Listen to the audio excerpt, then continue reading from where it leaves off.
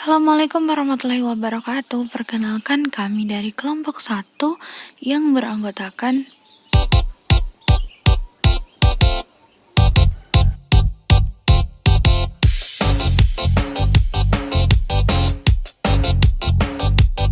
pada kesempatan kali ini kelompok kami akan membahas mengenai aritmatika sosial.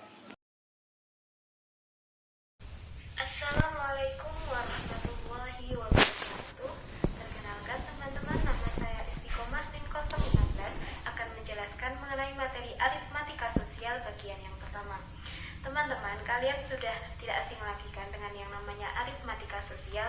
Apa sih itu aritmatika sosial? Aritmatika sosial adalah ilmu atau cabang ilmu matematika yang mempelajari tentang matematika pada kehidupan sosial. Penggunaan yang paling dominan itu pada perdagangan, namun selain itu aritmatika sosial juga banyak sekali penerapannya dalam kehidupan sehari-hari yang berkaitan dengan alam sekitar kita. Contohnya pada perdagangan di pasar-pasar itu yang tentunya ada untung, ada rugi, kemudian juga ada diskon, terus ada lagi di bank di mana ada pajak, ada bunga, dan masih banyak lagi. Baik, selanjutnya mengenai pengertian nilai suatu barang. Yang pertama ada nilai 1 unit, nilai per unit. Nilai per unit adalah nilai satu barang. Contohnya nilai harga satu buah mangga. Kemudian ada harga satu buah jeruk. Ada harga satu buah atau satu biji es sarimi. Ada lagi harga satu buah kopi, misalnya seperti itu. Yang kedua ada nilai sebagian. Nilai sebagian adalah nilai sebagian barang dari jumlah barang. Misalnya harga 2 buah jeruk dari 5 buah jeruk. Misalnya harga setengah kilogram gula dari 5 kilogram gula. Kemudian ada lagi harga keseluruhan barang. Harga keseluruhan barang adalah nilai atau harga dari semua barang. Contohnya harga 5 kg buah mangga, harga 5 kg beras, dan juga lain sebagainya. Yang selanjutnya yaitu ada harga pembelian dan juga ada harga penjualan. Untuk harga pembelian adalah harga yang sudah ditentukan dari pabrik langsung. Untuk rumusnya ada untung dan juga ada rugi. Nah, untuk untung itu harga beli sama dengan harga jualnya dikurangi untung. Nah, untuk rugi itu ada harga jualnya ditambah dengan ruginya. Kemudian ada harga penjualan. Harga penjualan adalah harga yang ditentukan oleh penjual itu sendiri. Misalnya saya mengambil barang sekian dari pabrik, harganya sekian. Kemudian saya akan menjualnya dengan harga 2.000 misalnya. Nah, harga 2.000 ini adalah harga penjualan yang sudah saya tentukan sendiri. Untuk rumusnya itu ada untung juga dan juga ada rugi. Nah, untuk untung itu harga beli ditambah dengan untung, tetapi untuk rugi itu harga beli dikurangi dengan ruginya. Yang selanjutnya ada yang namanya keuntungan atau untung.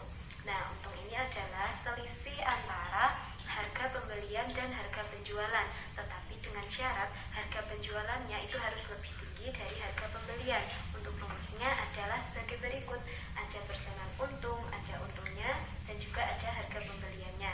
Yang kedua, ada rugi. Nah, untuk rugi ini adalah selisih antara harga pembelian dan harga penjualan, tetapi dengan syarat harga pembeliannya itu malah lebih tinggi dari harga penjualan.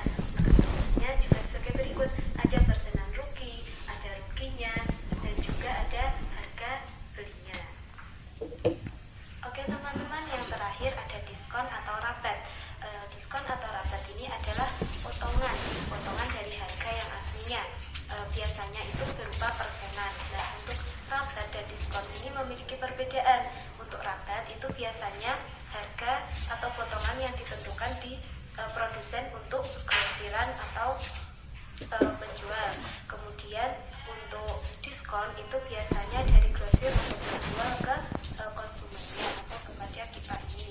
Nah, contohnya ada satu buah baju yang biasanya dijual di harga 75.000, kemudian ada diskon sebesar 25%. Nah, hal seperti ini itu digunakan agar menarik para konsumen yang tadinya tidak berniat ingin membeli menjadi berniat ingin membeli.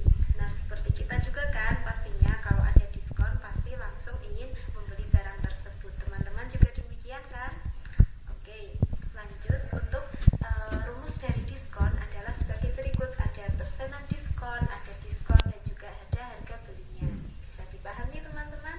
Kan contoh soal ya. Nah, di sini ada soal Reza itu membayar 9.400.000. Kemudian sepeda itu diperbaiki dengan membayar biaya sebesar 200.000. Nah, kemudian sepeda motor tersebut itu dijual dengan harga 7.200.000. Pertanyaannya, berapa kira-kira persentase kerugian yang dialami oleh Reza? Ayo berapa teman-teman? Oke, kita akan langsung bahas. Pengeluaran yang dilakukan Reza itu ada ini 9.400.000 saat dia membeli sepeda motor dan juga saat dia memperbaikinya, yaitu 9.400.000 ditambah dengan 200.000, hasilnya adalah 9.600.000. Itu pengeluaran yang dilakukan oleh Reza. Kemudian pendapatan yang ia dapat adalah dari penjualan motor tersebut, yaitu sebesar 7.200.000. Kemudian untuk ruginya itu pengeluaran dan dikurangi dengan pendapatan dari Reza, yaitu 9.600.000 dikurangi dengan 7.200.000, yaitu sebesar 2.400.000. Itu kerugian yang dialami oleh Reza. Nah, kan yang ditanyakan dalam bentuk persen. Nah, kita masukkan saja ke dalam rumusnya. Persenan rugi sama dengan rugi dibagi dengan harga beli dikali 100%. Nah, 2.400.000 ini dibagi dengan 9.600.000 kemudian dikali dengan 100%. Hasilnya adalah 25%. Oke, benar kepada teman-teman yang sudah menjawabnya. Jadi kerugian yang dialami oleh Reza selanjutnya akan kita bahas mengenai bunga tabungan. Terima kasih. Nah, apabila kita menabung di bank dan kita mendapatkan tambahan uang, itulah yang dinamakan dengan bunga. Terima kasih. Bunga tabungan ini dapat dihitung secara periodik, misalnya 1 bulan sekali ataupun 1 tahun sekali. Jenis bunga tabungan ini dapat dibedakan menjadi 2. Yang pertama adalah bunga tabungan majemuk. Yang kedua adalah bunga tabungan tunggal. Lalu apa sih perbedaan kedua bunga tersebut? Untuk bunga tabungan majemuk ini dapat dihitung berdasarkan modal dan bunganya. Sedangkan bunga tabungan tunggal dihitung berdasarkan modalnya saja. Nah, untuk mempermudah mari kita pelajari melalui contoh soal. Nah, ini dia kita sediakan soal. Soalnya adalah Rafa meminjam uang di bank sebesar 5 juta dengan suku bunga 18% setahun dengan bunga tunggal. Pertanyaannya, A. Tentukan besarnya bunga pada akhir bulan pertama. B. Tentukan besarnya bunga pada akhir bulan ke-6. Dan C. Tentukan besarnya uang setelah 2 tahun. Nah, bagaimana cara menjawabnya? Yang pertama, kita cari tahu dulu. Kita diketahui modal. Tadi diketahui bahwa modalnya adalah 5 juta. Uang yang disimpan Rafa adalah 5 juta. Kemudian bunganya adalah 18% setahunnya. Nah, untuk soal yang pertama tadi adalah tentukan besarnya bunga pada akhir bulan pertama. Bagaimana cara menghitungnya? Karena pertanyaannya adalah bunga pada akhir bulan pertama, maka kita kalikan 1/12. Karena dalam setahun terdapat 12 bulan. Jadi 1/12 dikali dengan 18% atau 18/100 dikali dengan 5 juta. Maka hasilnya adalah 75.000. Nah, sudah kejawab soal yang A. Kemudian untuk soal yang B, yaitu besarnya bunga pada akhir bulan ke-6. Tadi pada soal A itu 1/12 karena yang ditanyakan adalah bunga pada akhir bulan pertama. Yang B ini yang ditanyakan adalah bunga pada akhir bulan ke-6.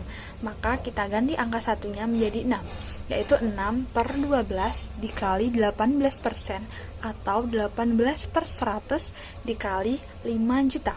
Maka hasilnya adalah 450.000. Selanjutnya untuk menjawab soal yang ketiga atau yang C, ini sebelumnya kita perlu mencari bunganya dahulu. Jadi caranya adalah 2. Kenapa langsung 2? Karena yang ditanyakan ada 2 tahun, jadi tidak perlu kita bagi dengan 12. Jadi 2 dikali 18/100 dikali 5 juta. Maka hasilnya adalah 1.800.000. Nah, itu adalah bunga dari 2 tahun. Lalu pertanyaannya, kita diminta untuk menentukan besarnya setelah 2 tahun. Jadi yang perlu kita lakukan adalah menjumlah antara modal atau uang awal ditambah dengan jumlah bunga setelah 2 tahun. Jadi 5 juta ditambah 1.800.000, maka akan kita dapati hasil yaitu 6.800.000. Jadi jumlah uang setelah 2 tahun adalah 6.800.000. Nah, dari contoh tersebut, maka dapat disimpulkan bahwa bunga 1 tahun ini sama dengan persen bunga dikali modal. Dan untuk bunga B bulan ini sama dengan B per 12 dikali persen bunga kali modal. Atau B per 12 dikali bunga 1 tahun. Selanjutnya akan kita bahas mengenai pajak. Apa sih pajak itu? Jadi pajak adalah sejumlah uang yang dibayarkan oleh rakyat kepada negara atau pemerintah untuk digunakan sebagai kepentingan rakyat. Nah, untuk jenis-jenisnya pajak ini ada 3. Yang pertama adalah pajak bumi dan bangunan atau biasa disebut dengan PBB. Yang kedua adalah pajak pertambahan nilai atau disebut dengan PPN. Nah, PPN ini menyebabkan harga pajak menjadi bertambah. Kemudian yang ketiga adalah pajak penghasilan atau PPH.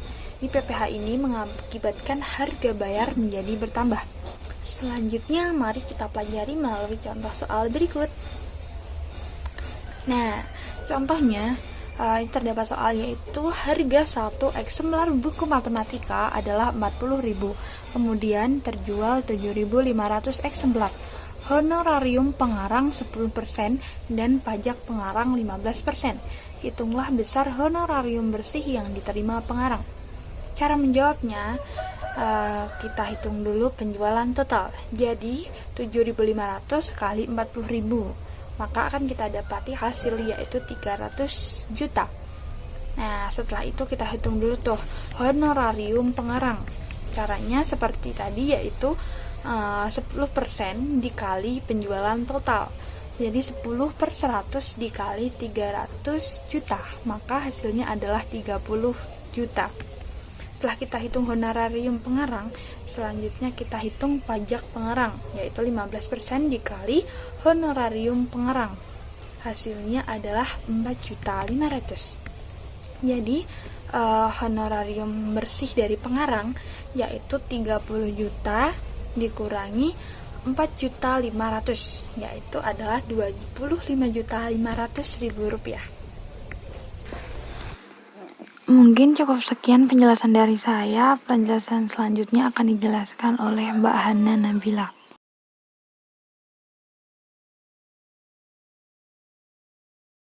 Saya Hana Nabila NIM 230701900023 akan menjelaskan mengenai aritmatika sosial mengenai bruto, neto, dan tara.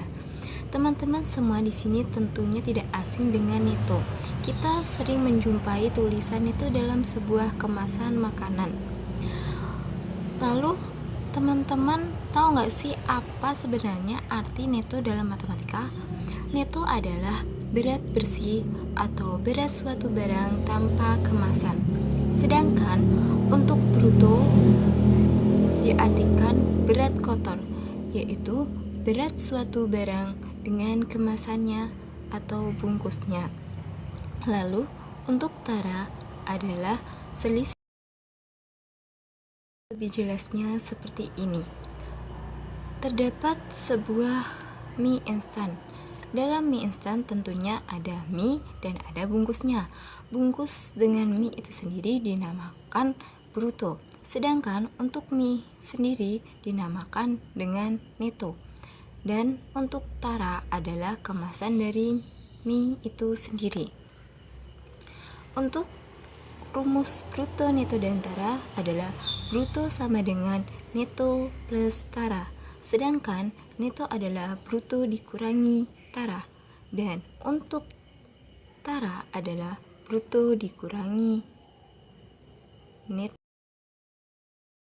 Tara dapat dinyatakan dalam bentuk persentase seperti berikut ini, yakni persen tara sama dengan tara per bruto kali 100%. Langsung kita ke contoh soalnya saja agar lebih mudah untuk kita memahaminya. Seorang membeli 5 kg kurang karung beras dengan bruto masing-masing 72 kg dan tara 1%. Berapakah rupiah pedagang itu harus membayar jika harga setiap kilogram beras senilai Rp4.000? Penyelesaiannya adalah seperti ini.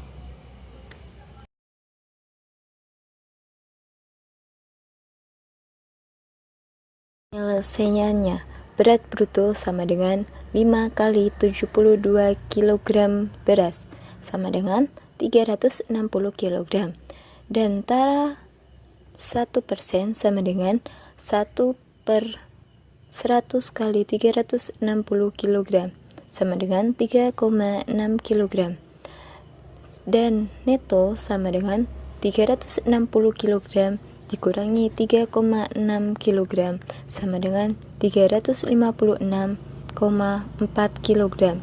Jadi pedagang harus membayar 356,4 kali Rp4.000, yakni Rp1.425.600. Cukup sekian pemaparan materi dari kelompok kami. Apabila terdapat kesalahan pengucapan maupun penulisan, kami mohon maaf yang sebesar-besarnya. Wassalamualaikum warahmatullahi wabarakatuh.